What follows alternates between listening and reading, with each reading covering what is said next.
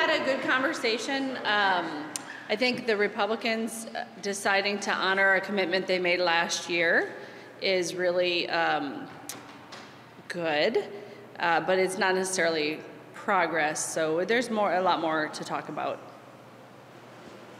So they put an offer on the table that we come to their position on unemployment insurance and that they provide no greater funding for frontline workers. And it's very important to us in light of the surplus that allows us to even contemplate putting money into the unemployment insurance trust fund that we do more for workers. And there's so far have not signaled any willingness to do more for workers than the agreement that they made last year.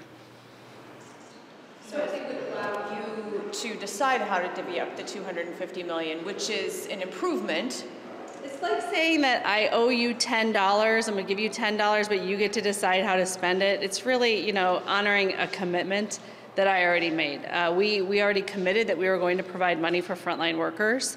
So $250 million to fulfill a $250 million commitment is not anything new.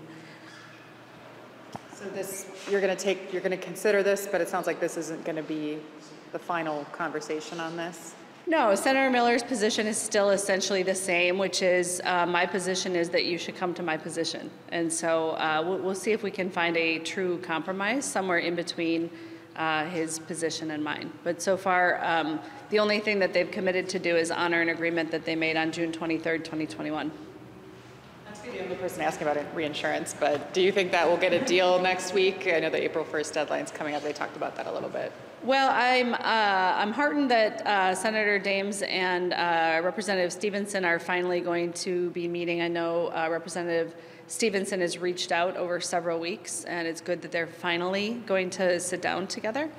And we've also talked about in there keeping the minority caucuses involved, so making sure that all of the teams are kind of in the loop all the way through. But I think that is one where one would hope we might make better, faster progress than in the UI and frontline worker dispute. Can you give us a sense of what the next steps will be? Are you going to counter with a proposal, or what will that look like? Yeah, we'll come back on, apparently Senator Miller is not available tomorrow, so we'll come back together on Monday. And we will bring a little bit more detail so he can more fully understand our position and why we are where we are.